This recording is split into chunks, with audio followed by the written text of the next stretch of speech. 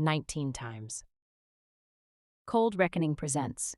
She failed 19 interviews in Silicon Valley. On the 20th, she didn't show up. They called her anyway.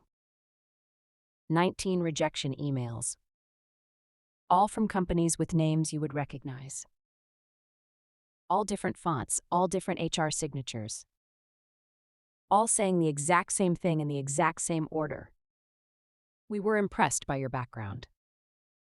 Then the but. There was always a but. But we've decided to move forward with candidates whose experience more closely aligns. Translation, not qualified, 19 times. In 18 months. She kept every email. Not in a folder she avoided. In a folder she opened deliberately, every Sunday morning with coffee, because she had decided that the day she stopped being able to read them without flinching was the day she would know she was ready. Her name was Sofia Reyes. She had grown up in Fresno, studied computer science at UC Davis, moved to San Francisco at 24 with a rolling suitcase and a specific, almost unreasonable belief that she belonged in the room where the decisions were made. 19 companies had disagreed. The 20th was about to find out what happens when you disagree with Sofia Reyes one too many times. Subscribe to Cold Reckoning right now. Because what she did instead of showing up to that 20th interview is one of the most precise, original acts of professional strategy we have ever documented. Stay with this. The 19th rejection came on a Thursday afternoon. She read it standing in the kitchen of the apartment she shared with 2 roommates in the Mission District. She set her phone face down on the counter. She stood there for a long time without moving. Then she picked up a pen and a legal pad, not her laptop, not her phone, a physical pen and a physical legal pad, and she wrote one question at the top of the page.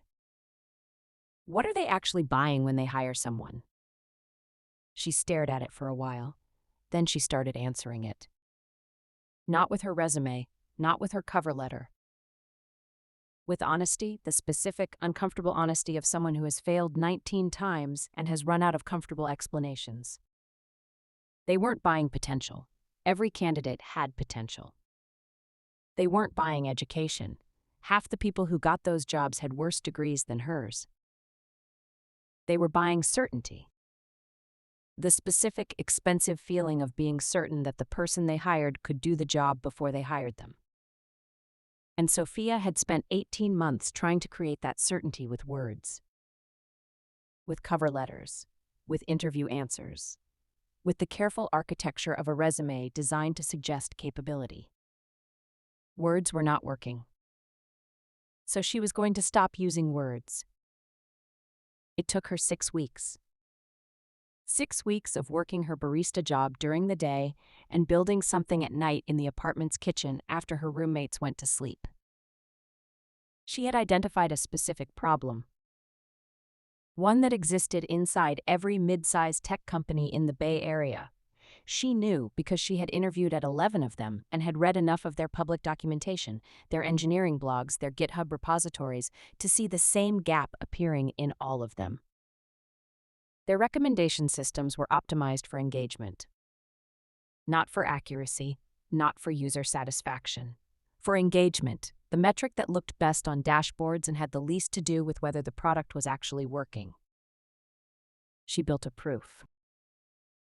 Not a proposal, not a pitch deck, not a cover letter explaining what she could do. A working model, built on public data, tested against documented outcomes, producing results that were measurably better than what the companies were currently doing. She wrote it up in 11 pages. Clean, specific, no adjectives, every claim supported by a number she had produced herself. Then she did something that no career coach had ever told her to do. She sent it to the engineering directors of 4 companies. Not as an application. Not with a resume attached. Not with a request for an interview. Just the 11 pages and 1 line. I built this in 6 weeks on public data. I thought you might find it useful. No ask, no pitch, no desperation visible anywhere on the page. She sent it on a Tuesday night at 11:52 p.m. and went to sleep. 3 days later, her phone had 4 unread emails, all from engineering directors, all asking the same question: who built this? Have you ever built something so specific that it answered a question people didn't know they were asking? Drop it in the comments. We read everyone. The 20th interview had already been scheduled. A company in Soma, mid-size, well-funded, exactly the kind of place she had been trying to get into for 18 months. She had received the confirmation email. She had the address. She had the time. She had a blazer ironed and hanging on the back of her door. She didn't go. Not out of arrogance, not out of anger, out of a calculation so precise it was almost cold. She had sent her 11-page document to that company's engineering director 48 hours before the scheduled interview. The director had read it. She knew because the email tracking showed it had been opened 4 times.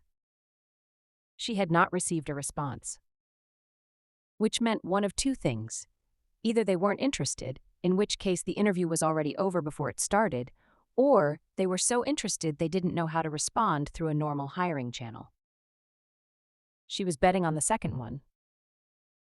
She stayed in her apartment, made coffee, opened her laptop. At 9:23 a.m., the time her interview was scheduled to begin, her phone rang. Unknown San Francisco number. She answered. The voice on the other end was not HR. It was the engineering director himself. He said, "You were supposed to be here 20 minutes ago." She said, "I know." There was the specific kind of pause that happens when someone realizes they're not in the conversation they thought they were in. He said, "Where are you?" She said, "Home. I thought we should talk about the document first." Another pause. Longer.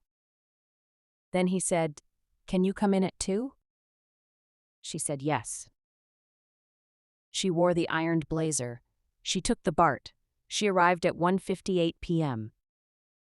The meeting that followed lasted 3 hours and 14 minutes. 3 engineering leads, the director, 1 VP who joined 20 minutes in and stayed until the end.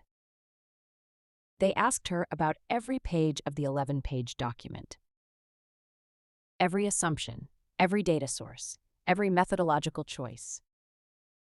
She answered everything. Twice she said, "I don't know yet, but here is exactly how I would find out."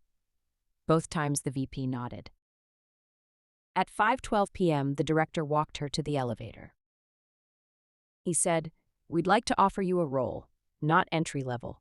This is a senior position. That's where your work places you." Senior. Not the junior role she had been applying for 18 months. Senior.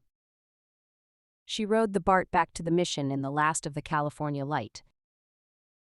The specific golden hour that San Francisco does better than anywhere else on Earth, and she called her mother in Fresno. Her mother cried. Sofia didn't. She had already processed this somewhere in the previous 6 weeks, somewhere between midnight and 2 a.m. in a kitchen in the Mission District when she had stopped asking for permission and started creating the only thing that was ever going to work. Evidence. Not of what she could do, of what she had already done. Subscribe to Cold Reckoning and share this with someone who has been told they aren't qualified for something they know with absolute certainty that they can do. She made the question completely irrelevant.